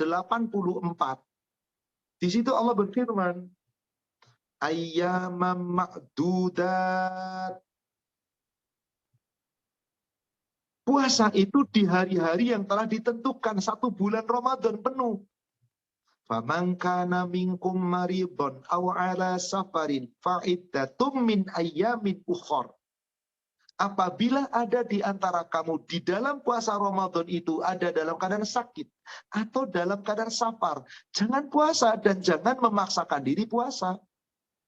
Fa'iddatum min ayyamin ukhra. Batalkan puasa Anda sepanjang Ramadan jika tidak mampu. Nanti setelah selesai Ramadan Anda mampu bayar, bayar. Bahkan di ujung ayatnya dikatakan, wa 'alal ladzina yutiqunahu fidyatun ta'amu miskin. Orang-orang yang tidak mampu puasa, nggak usah puasa, nggak usah qadha. Bayar fidyah dengan sekali nggak puasa, bayar makan, ngasih makan kepada seorang miskin. Beres. Ada nggak qadha? Nggak ada. Bisa dilihat nanti di hadis Bulughul Maram, nomor hadis 695. Dari Abdullah bin Abbas. Rakhasa Rasulullah sallallahu alaihi wasallam li Shaykhul Kabir. Rasulullah telah diperintah oleh Allah memberikan keringanan, rukhsah untuk orang-orang yang sudah lanjut usia, yang tidak mampu lagi puasa. Untuk apa? Untuk membayar fidyah. Dengan cara apa membayar fidyahnya? Yaitu memberikan ta'amu miskin, 1 makanan untuk 1 hari, beri makanan kepada orang miskin. La qada'a alaihi. Nggak ada kodok. Inilah keringanan. Maka kalau ada keringanan dari Allah, di surat 4, surat An-Nisa ayat 28, seperti itulah Allah betapa sayang kepada hambanya. Yuridullah ayyukhaffifa ankum. Allah menghendaki supaya apa? Kita itu diberi keringanan. Yukhaffifa ankum, memberi keringanan bagi kita. Khuliqal insanu dha'ifa. Manusia itu di saat lagi sakit, di saat lagi ada itu lemah. Maka dalam keadaan lemah dikasih keringanan. Ibu, tetaplah beribadah yang semampunya sepanjang Ramadan. Jika memang Anda tidak mampu, maka jangan terlalu kita galau, kecewa. Allah yang ngasih keringanan. Terimalah kelonggaran dari Allah. Berdoa meminta kepada Allah, semoga Allah memberikan yang terbaik. Demikian, wallahu a'lam. Baik, terima kasih Pak Ustadz. Untuk pertanyaan selanjutnya dari jamaah, ketika kita beristighfar, apakah harus bersuara atau bisakah kita istighfar dalam hati saja? Lalu di mana dan kondisi apa saja yang dilarang untuk beristighfar? Terima kasih Ustadz. Saudaraku seiman, berzikir, berdoa, beristighfar, itu bagian daripada zikrullah. Mengingat Allah, menyebut Allah. Yang namanya menyebut Allah bukan dalam hati. Ini harus bergerak. Ini harus bergerak. Coba dibuka hadisnya. Bulughul Maram 1567. 1567.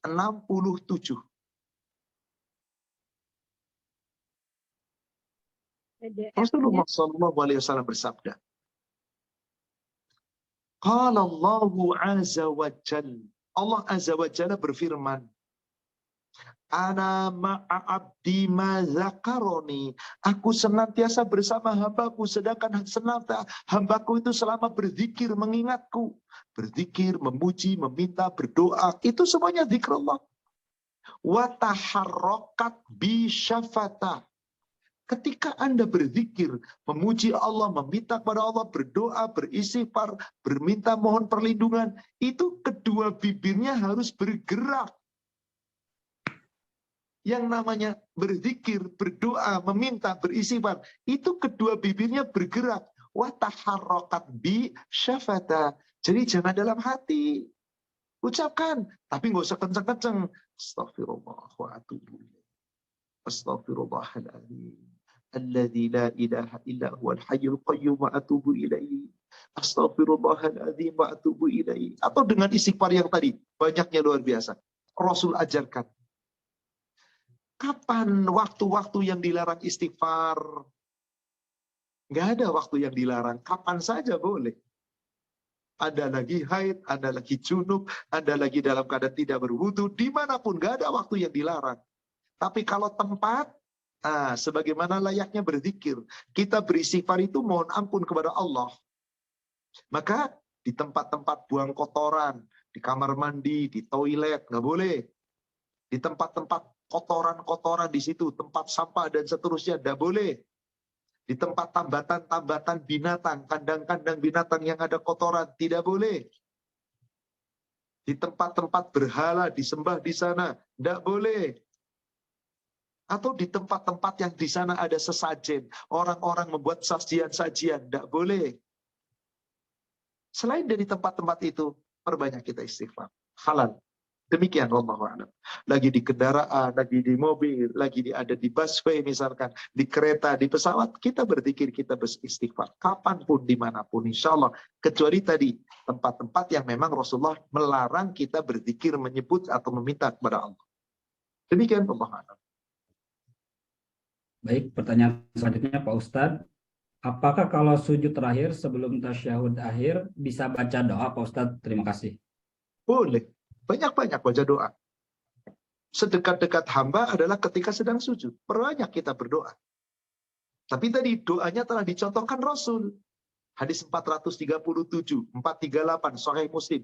Sejak turunnya surat An-Nasr, doa Rasulullah mohon ampun. Dan itu banyak sekali diulang-ulang. Memperbanyak doa. Subhanaka Allahumma Rabbana wa bihamdika Allahumma ghfirli. Robbi firli. Silakan. Buat perbanyak. Silakan. Boleh, tidak masalah. Demikian. Wallahu a'lam. Selanjutnya, izin bertanya, doa setelah sholat duha bisa dilakukan pas sujud terakhir sholatkah Pak Ustadz? Terima kasih. Boleh. Setiap doa-doa yang diajarkan Rasul, Anda baca setelah sholat, Anda baca di waktu sujud, Anda baca di tasyahud akhir sebelum salam, monggo. Boleh. Baik, izin bertanya, kapan sebaiknya Sayyidul Istighfar dibaca? Apakah dalam sholat, sebelum salam, atau dalam zikir setiap sholat?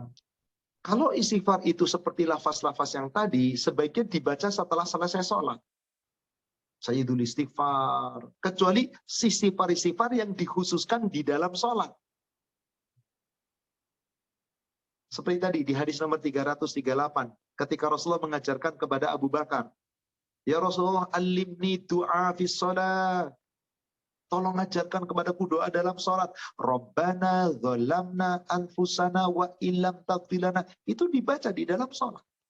Dalam sujud boleh nggak? Boleh. Sebelum salam boleh nggak? Boleh. Setelah sholat boleh.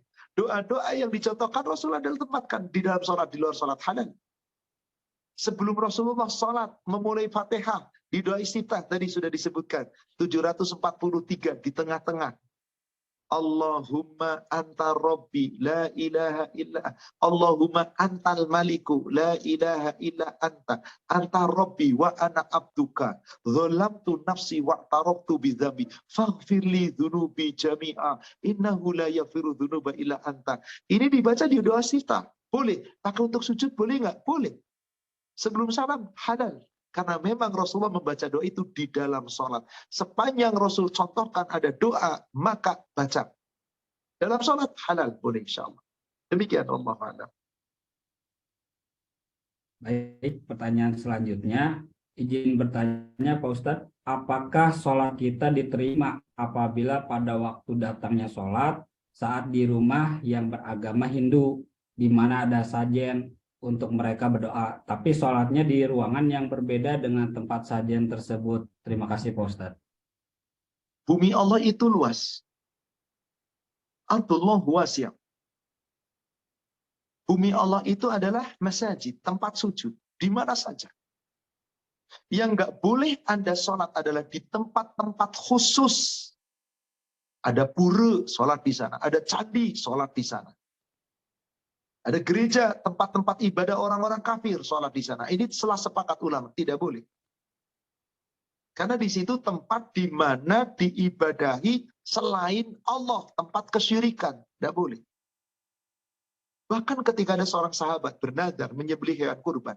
Ya Rasulullah, saya ingin berkurban, menyembelih binatang, yaitu di Buwana. Boleh nggak? Ditanya, di Buwana itu ada nggak tempat-tempat sesajian di sana? Nggak ada. Pernahkah di situ di tempat dirayakan ibadah-ibadah orang kafir? Tidak ada. Apakah di situ ada sesembahan selain Allah? Tidak ada. Ah, boleh. Kalau ada, jangan. Nyembelih saja nggak boleh dikhususkan di situ. Maka Anda melawat, misalkan punya saudara atau teman orang Hindu, di sana banyak patung-patung. Waktu sholat tiba, Anda minta tempat di kamarnya dia, yang di situ nggak ada patung, nggak ada apa, di kamar dia, maka boleh kita sholat di sana. Halal, bumi Allah luas. Sepanjang ketika kita menghadap, nggak ada patung-patung, ada bersih, clean. Gambar-gambar patung-patung nggak ada. Seperti mungkin punya teman, saudara yang masih kafir, orang-orang Nasrani, ada patung di sana, patung salib dan seterusnya. Jangan saat sholat di depannya ada patung, singkirkan, tutupi. Kalau bisa jangan di situ. Atau kalau memang nggak mungkin sepanjang rumahnya banyak patung-patung dan di situ nggak bisa disingkirkan, ya sudah tunda aja sholat Anda. Pulang segera Anda sholat di rumah. Atau ketika pulang ada masjid, mampir Anda bisa sholat di situ. Demikian, wallahu a'lam. Baik, pertanyaan selanjutnya Pak Ustadz, bagaimana upaya yang dapat kita lakukan untuk membiasakan diri kita memohon ampun kepada Allah Subhanahu wa taala? Syukron. Satu, ingat dosa. Banyak-banyak ingat dosa. Itu upaya yang paling bantu. Jangan merasa suci. Fala tuzakku anfusakum. Orang-orang yang kelak akan dimasukkan oleh Allah ke dalam surga bukan orang yang nggak punya dosa. Punya dosa, tetapi tidak merasa suci. Coba lihat. Di surat 53, surat An-Najm, ayat ke-32. Itu sesungguhnya lanjutan dari ayat ke-31. Walillahi mulkus samawati wal ard liyajziyal ladzina asa'u bima 'amilu wa yajziyal ladzina ahsanu bil husna. Supaya Allah membalas orang-orang yang berbuat jahat sesuai dengan kejahatannya. Allah membalas orang yang berbuat baik sesuai dengan kebaikannya, yaitu surga. Untuk siapa surga itu? Coba perhatikan ayat 32-nya. Alladzina yajtanibuna kaba'iral itsm wal fawahisha illal lamam.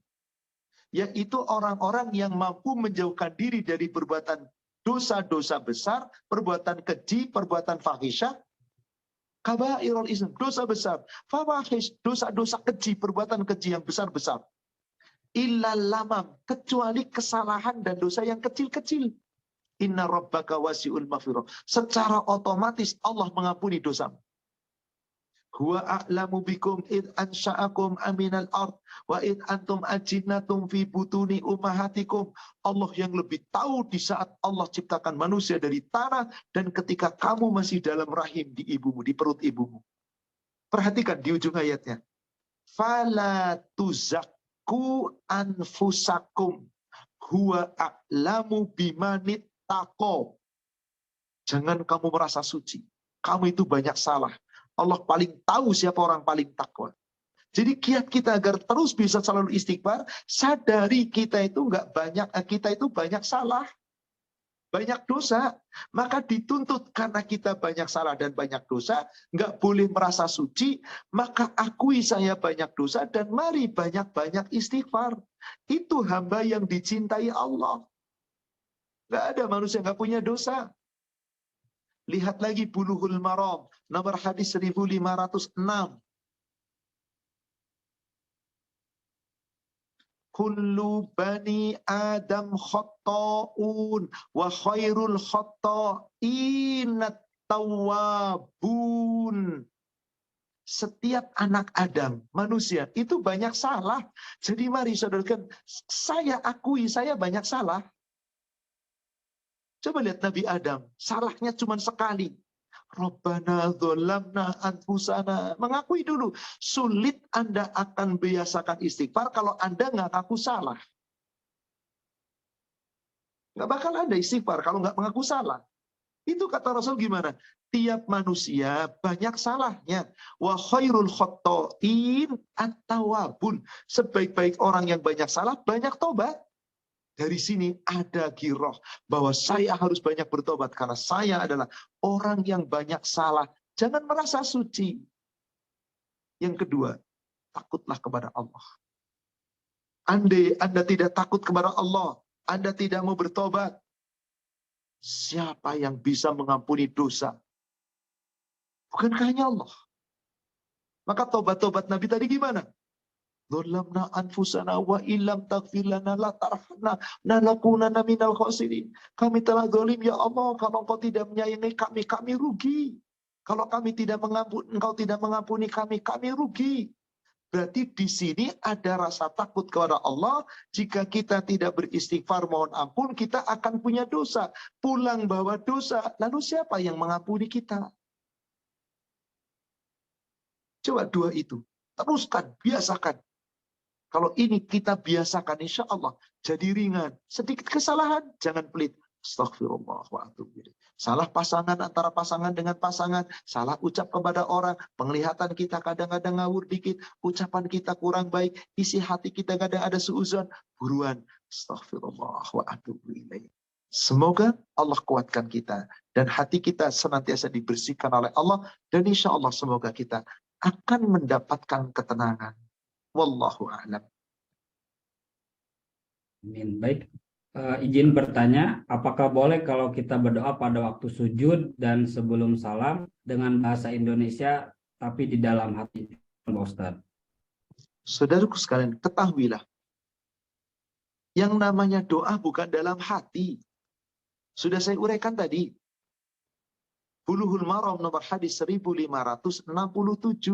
Berdoa itu zikrullah, harus terucap, diucapkan.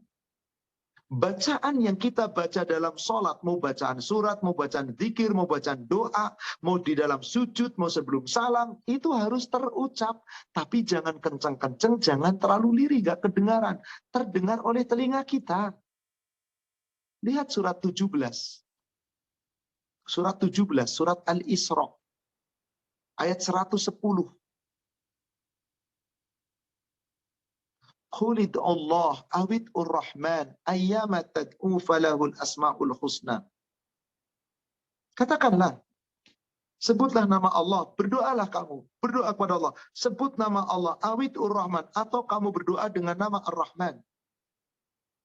Ayyama tad'u falahul asma'ul husna. Dengan nama-nama mana saja kamu berdoa, meminta kepada Allah, berdoa, yad'u, memanggil, menyeru kepada Allah, Allah punya nama-nama yang baik. Fala tajhar bi salatik wa la tukhafit biha wabtaghi baina zalika sabila. Jangan kamu terlalu keras bacaan di dalam salatmu. Jangan kamu pelan sampai enggak kedengeran. Mulut bergerak, gak ada suara, itu pun jangan. Wabtaghi baina dzalika sabila, tapi carilah jalan antara itu. Kemudian bagaimana aturan Rasul di dalam hadis? Tolong buka hadis nomor 235. Bulughul Maram. Afan, kalau bukan 235, 24 dari sahabat Muawiyah bin Hakam. Kalau tidak 234, 235. Karena biasanya di awal masih sama. Kalau sudah beda berarti sudah naik 1, 2, 3, 5. Muawiyah bin Hakam. Apa kata beliau? Nabi SAW telah bersabda, Inna hadhihi salah la yasluhu fiha syai'un min kalamin nas. Sesungguhnya di dalam salat itu tidak boleh ada ucapan dari bahasa manusia. Ingat tadi, jangan dalam hati, harus diucap. Tapi ucapannya nggak boleh pakai bahasa kita. Salat itu sudah ditetapkan oleh Allah melalui Rasulnya. Sallu kama ra'aitumuni usolli. Salat seperti kamu lihat aku salat.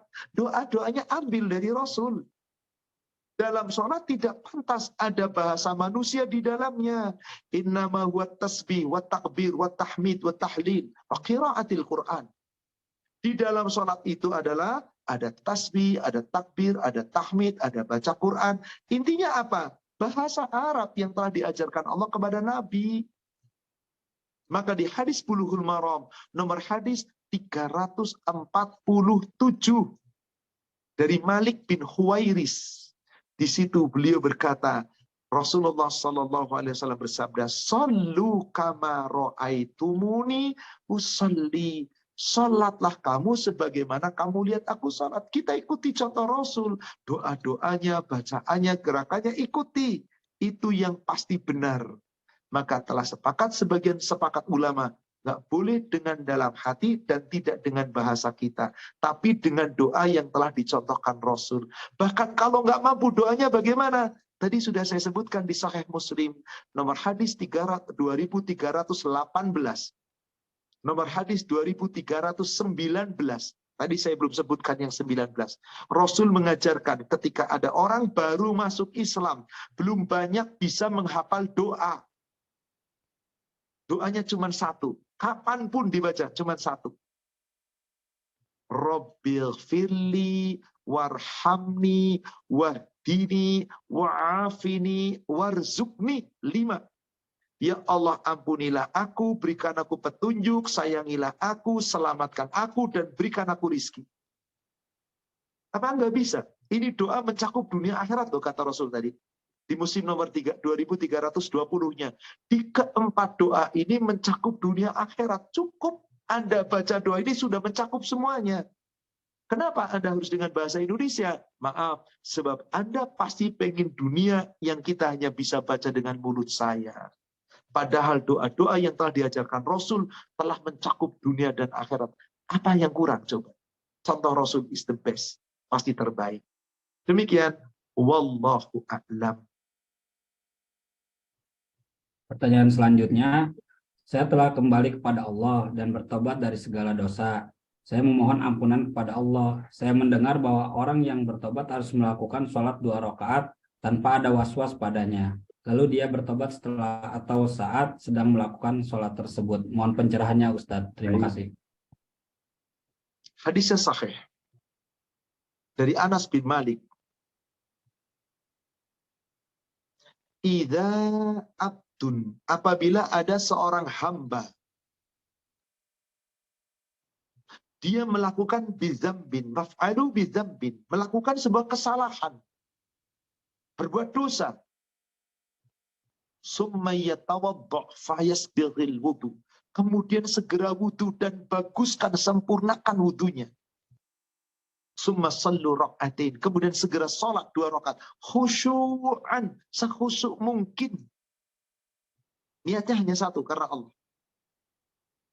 Summa yatubu, kemudian segera setelah salat Anda tobat kepada Allah. Jadi di dalam salat ada ucapan-ucapan, doa-doa yang tadi isinya istighfar. Lalu setelah salat Anda bisa berdoa dengan bahasa Anda, ya Allah, aku telah banyak berbuat dosa, ya. Dosa-dosa yang tak terhingga, dosa-dosa yang begitu banyak. Jika Engkau tidak ampuni kami, ya Allah, tentu aku rugi. Ya Allah, ampuni kami, ya Allah, terima tobatku, ya Allah. Allahumma firli wa tub alayya innaka antat tawwabur rahim.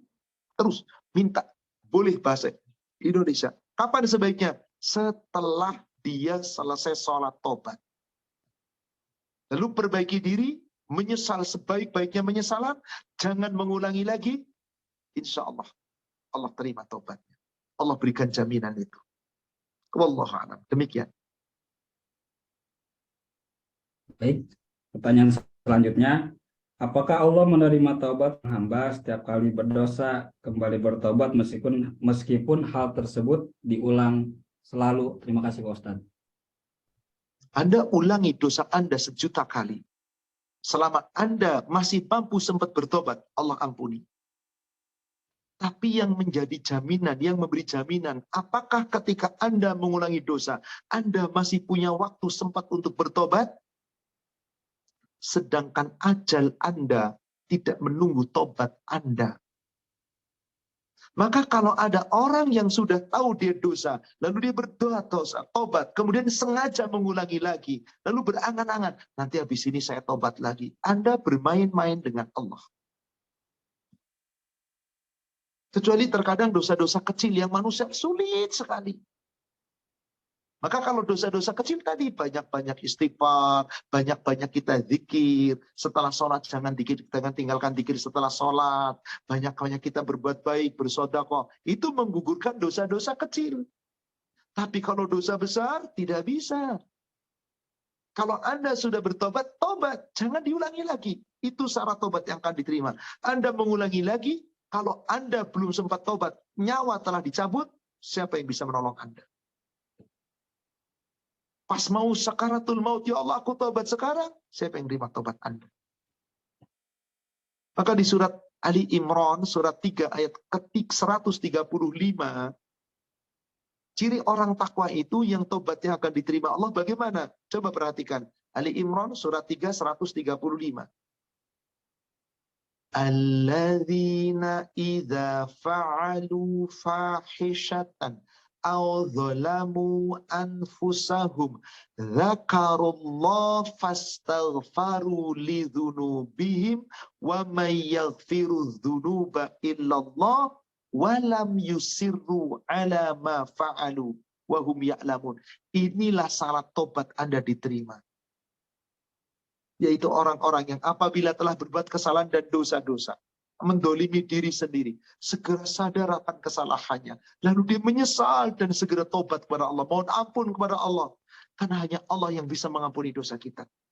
Setelah itu dia tidak mengulangi lagi perbuatan dosanya, dan dia tahu itu dosa.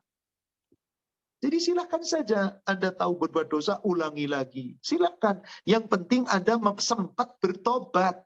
Tapi masalahnya Anda yakin sebelum ajal Anda menyebut Anda bisa bertobat. Sedangkan surat Al-A'raf, surat 7 ayat ke-34, Allah Subhanahu wa taala berfirman, "Walikulli ummatin ajal, fa idza jaa ajaluhum la yastakhiruna as-sa'ah, fala yastaqdimun." Tiap-tiap umat manusia sudah ditetapkan oleh Allah. Ada ajalnya, batas waktunya. Lalu ajal tiba, pasti Anda mati. Kalau telah datang ajal, nggak bisa kehidupan Anda diundur sesaat saja. Ya Allah, aku pengen taubat dulu, tolong jangan mati sekarang. Nggak bisa. Wala yastaqdimun, dimajukan nggak bisa. Maka karena ada ayat yang seperti ini, Anda jangan main-main dengan Allah. Kecuali tanpa Anda sadari terjerumus dalam dosa. Segera kembali kepada Allah. Tapi kalau menyengaja, nggak apa-apa, Allah kan Maha Pengampun. Ntar setelah saya berbuat dosa, ntar saya tobat lagi. Berarti Anda seakan-akan menantang Allah.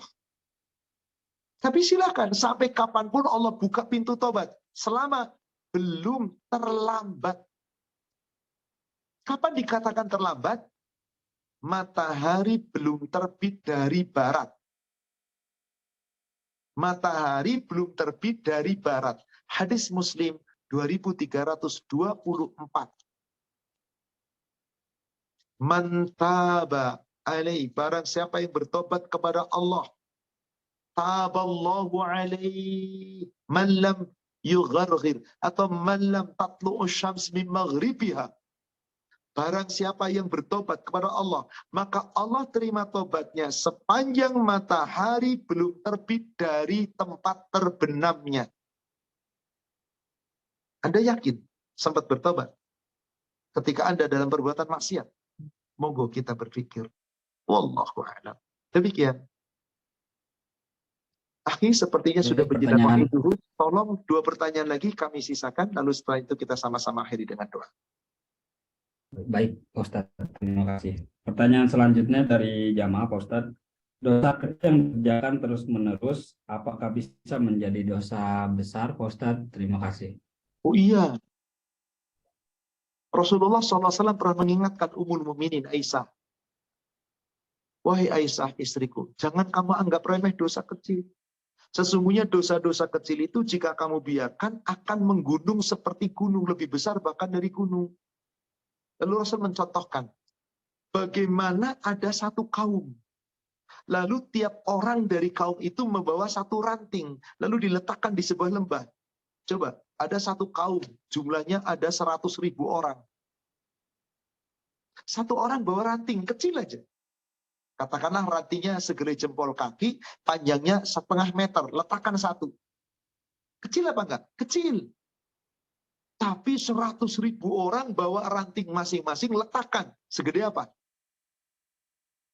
Ketika Anda berbuat dosa kecil, dosa kecil. Lalu Anda anggap remeh. Anda tidak beristighfar, tidak menyesali. Lama-lama menjadi gunung, sebesar gunung. Maka jadi dosa besar, jangan anggap sepele. Betul, dosa kecil jika disepelekan akan menjadi dosa besar. Ini pesan Rasul kepada Ummul Mukminin. Jangan sampai Anda berbuat demikian. Allah, satu pertanyaan terakhir. Baik, pertanyaan terakhir Pak Ustadz, bagaimana cara kita bertobat atau memohon ampun dari dosa yang kita lakukan kepada orang tua, baik orang tua tersebut masih hidup maupun sudah meninggal? Terima kasih Pak Ustadz. Jika orang tua masih hidup, tentu satu, datangi langsung. Katakan dan permintaan maaf, peluk erat-erat, cium orang tua kita. Nangis di hadapan mereka. Ibu, ayah, maafkan aku. Demi Allah, orang tua yang mendapati anaknya seperti itu, nggak usah banyak ngomong. Baru maafkan aku, langsung dipeluk tuh. Yakin, asal ikhlas. Bukan ada terpaksa. Siapa sih orang tua yang tidak memaafkan kesalahan anaknya? Gak ada. Insya Allah, dimaafkan. Dimaafkan insya Allah. Bagaimana kalau sudah meninggal? Nah, doakan orang tua agar Allah mengampuni dosanya. Dan sesali atas perbuatan dosa kita kepada orang tua, ngadu sama Allah. Dan banyak-banyaklah bersilaturahim kepada orang-orang yang dicintai orang tua kita. Keluarga orang tua kita. Dan lanjutkan perbuatan baik orang tua kita. Dan banyak-banyak kita beramal, bersedekah atas nama orang tua kita. Insya Allah menggugurkan dosa-dosanya, memperbanyak amal ibadahnya, dan semoga menjadikan kita pun termasuk orang yang mendapat ampunan dari Allah Subhanahu wa Ta'ala.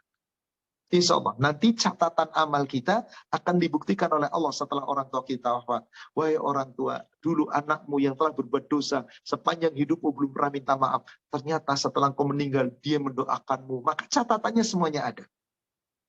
Demikian, ketika masih hidup, datangi langsung. Ketika sudah meninggal, doakan dia, banyak-banyak berbuat baik, sambung silaturahim orang yang dicintainya, keluarganya, banyak-banyak bersedekah untuk orang tua kita. Insya Allah menjadi pahala yang mengalir.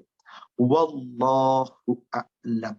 Demikian, saudaraku sekalian yang semoga dirahmati Allah, kajian kita pada siang hari ini. Semoga kita senantiasa mendapatkan ampunan. Dan mari, banyak-banyak kita istighfar. Dengan lafaz-lafaz yang mana saja kita bisa mulai. Insya Allah menjadi ringan bagi kita.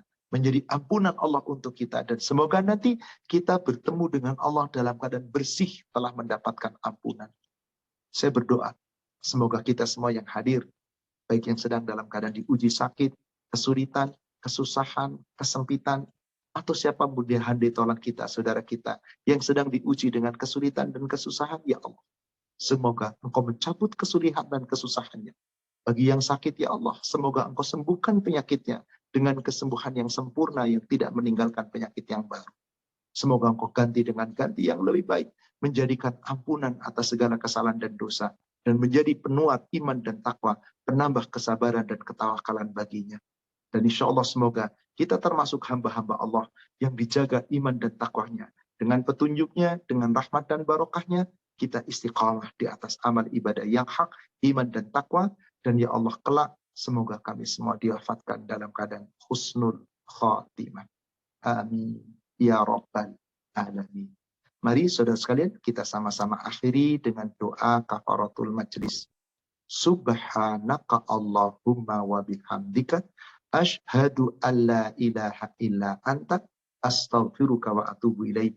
Alhamdulillah, billahi taufik. Assalamualaikum warahmatullahi wabarakatuh. Ya, baik, Pak Ustadz. Waalaikumsalam warahmatullahi Barakallahu fikum wabarakatuh. untuk semuanya, Pak Gunawan, Ibu Puji, juga admin.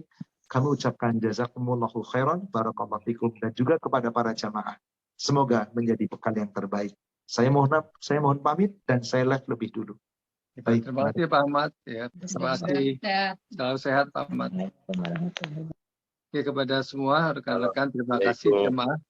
Ya, terima kasih kepada semuanya yang telah hadir.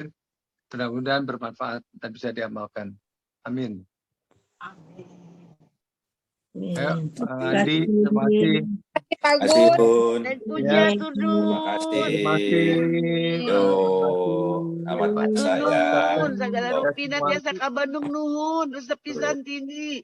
Iya, turun pisan sami-sami. Mbak Endang Nunung, terima kasih. Kang Damai. Puji, Mas Ya, Un. terima Hai kasih. Endang. Hey. Kasih ya Un ya. Assalamualaikum. Kamu terima Ya. kasih. Ya. Mas Yusuf, terima kasih. Ya. Terima kasih Pak. Ya, Pak Fuad. Mas Win, terima kasih. Ya, Terima kasih penyelenggara. terima kasih. Izin live ya. Pak Budi, ya, terima Ada kasih. link YouTube-nya nggak ya kajian ini? Ya, mudah-mudahan